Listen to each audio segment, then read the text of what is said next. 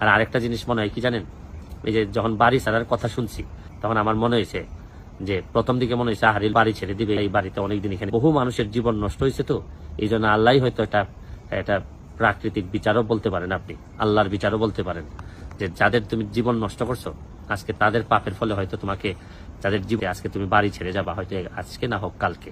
তো আমি বিশ্বাস করি যে আপনার কর্ম কখনোই আপনাকে ফেরত না দিয়ে যাবে না।